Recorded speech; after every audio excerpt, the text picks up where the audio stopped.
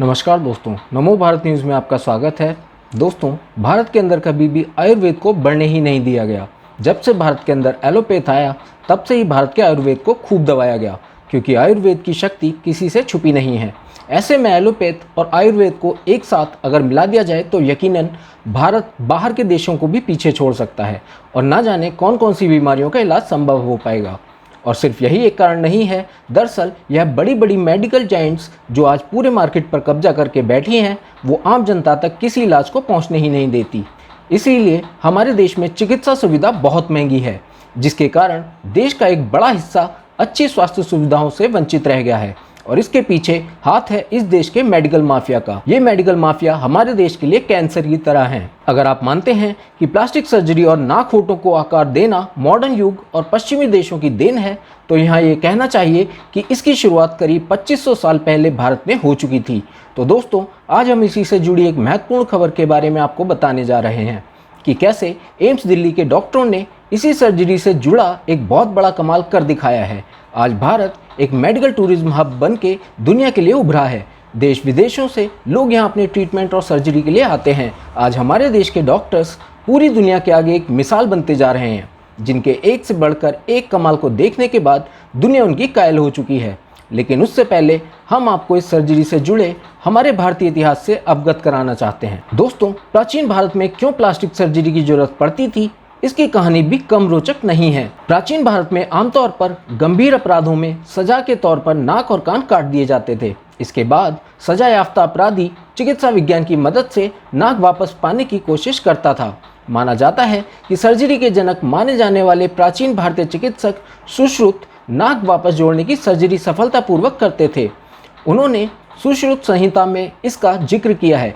सुश्रुत ने लिखा है कि तब सर्जरी कैसे की जाती थी, किस तरह से स्किन ग्राफ्टिंग होती थी। संहिता में लगभग 300 तरह की सर्जिकल प्रक्रियाओं का उल्लेख है।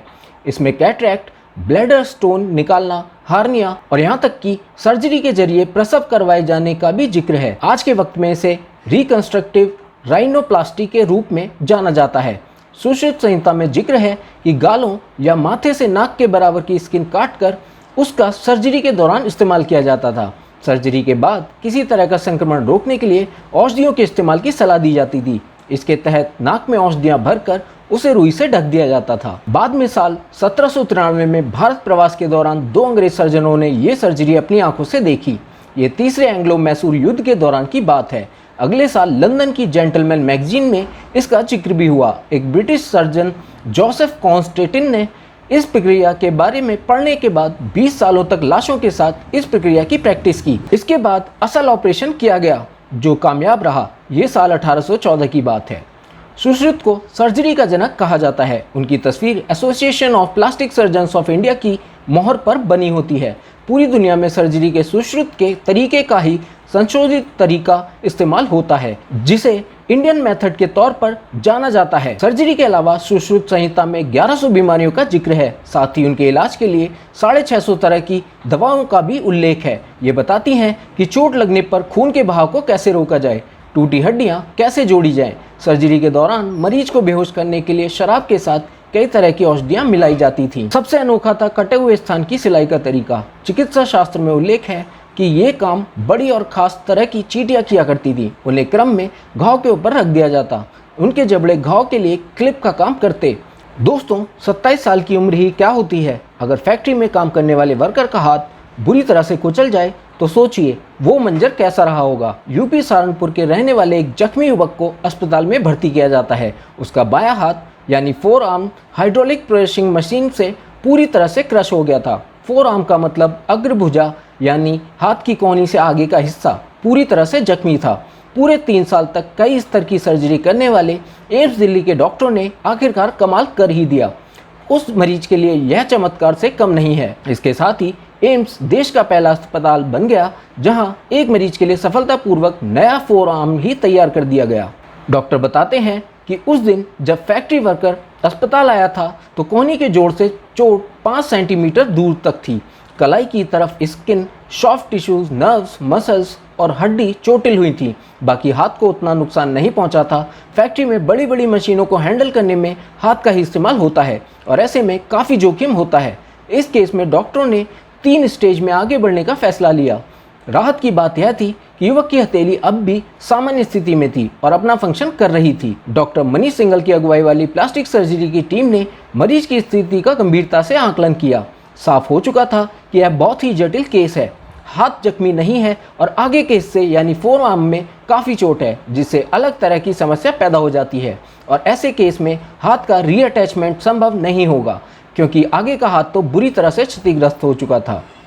प्लास्टिक पुनर्निर्माण और बर्न सर्जरी डिपार्टमेंट के प्रमुख सिंघल ने कहा, ऐसे मामलों में सर्जरी तभी संभव हो पाती है जब मरीज को दुर्घटना के 6 घंटे के भीतर अस्पताल लाया गया हो। किस्मत से इस मरीज को इस समय के भीतर लाया गया था। इस केस में आमतौर पर 2 विकल्प बनते थे, मरीज को प्रोस्थेटिक हाथ दिया जाए या हाथ के क्षतिग्रस्त हिस्से को हटाकर फंक्शन कर रही हथेली को हाथ से अटैच किया जाए। लेकिन बाद वाले विकल्प में हाथ की लंबाई घट सकती थी। ऐसे में डॉक्टरों की टीम ने फोर आर्म को फिर से बनाने का फैसला किया और उसके साथ हथेली को जोड़ा जाना था। चोटिल हाथ से हथेली को जल्द से जल्द अलग करना था। ऐसे में कोहनी की चोट की फिर से सिलाई की गई। अब हथेली को शरीर के दूसरे हिस्से से अटैच करना था। डॉक्टरों ने टखने के करीब बाएं पैर से इसे अटैच कर दिया। देखने और समझने में अजीब बात थी, लेकिन डॉक्टरों के ऐसा करने के पीछे वजह चिकित्सकीय थी। प्लास्टिक और बर्न सर्जरी विभाग के डॉक्टर राजा तिवारी ने बताया कि हम हथेली की संवेदनशीलता को बरकरार रखना चाहते थे, इसलिए इसे पैर से जोड़ा गया। अगर इसे शरीर के किसी दूसरे हिस्से से जोड़ा गया होता तो सेंसेशन खत्म हो सकता था। जब हाथ को वापस अपनी जगह लाया गया तो हमने बाएं पैर की उसी नर्व्स को भी लिया था। यही नहीं, हथेली को अस्थायी तरीके से अटैच करने के लिए पैर की हड्डियों का पता लगाना आसान था। डॉक्टर तिवारी ने कहा कि हमने पैर को चुना क्योंकि उसमें अतिरिक्त नसें, रक्त वाहिकाएं और मांसपेशियां होती हैं। अब नया फोरआर्म बनाने के लिए डॉक्टरों ने पैर से 2 टिश्यू यूनिट निकाला। पहला हिस्सा घुटने के नीचे वाले हिस्से से लिया गया और दूसरा जांघ के पास से निकाला गया। आखिर में पैर में लगाई गई हथेली को अलग कर नए फोरआर्म के आगे जोड़ना था, जिससे तंत्रिका तंत्र की मरम्मत या कहिए ऑपरेशन पूरा होता। सर्जरी टीम में शामिल डॉक्टर शिवांगी साहा ने बताया कि धमनियां, नसें और मांसपेशी को हड्डी से जोड़ने वाले ऊतक होते हैं, जो उंगलियों को मांसपेशियों से कनेक्ट करते हैं। हाथों का मूवमेंट करने के लिहाज से कमांड और कंट्रोल करने में ब्रेन के लिए कोई समस्या नहीं थी। बस इतना जरूर है कि मांसपेशी की ताकत कम हो जाती है। आज की तारीख में मरीज चाबी का इस्तेमाल कर सकता है, कुछ उठा सकता है, पानी की बोतल ले सकता है और कोहनी की ताकत भी अच्छी है। वह अपने बाएं हाथ से बड़ी चीजें भी पकड़ सकता है। वह अपनी उंगलियों और अंगूठे के बीच में पेन पकड़ सकता है और पास की मांसपेशियों की मदद से लिख भी सकता है। सिंघल ने बताया कि महामारी के दौरान फॉलो अप कर पाना एक और बड़ी चुनौती रहा। हमने लॉकडाउन के दौरान एक टेली रिहैबिलिटेशन प्रोग्राम भी किया। प्लास्टिक सर्जरी डिपार्टमेंट से डॉक्टर शशांक चौहान और डॉक्टर सुशीष दास और ऑर्थोपेडिक व एनेस्थीसिया विभागों से डॉक्टर समर्थ मित्तल और डॉक्टर सुलग्ना भी टीम में शामिल थे।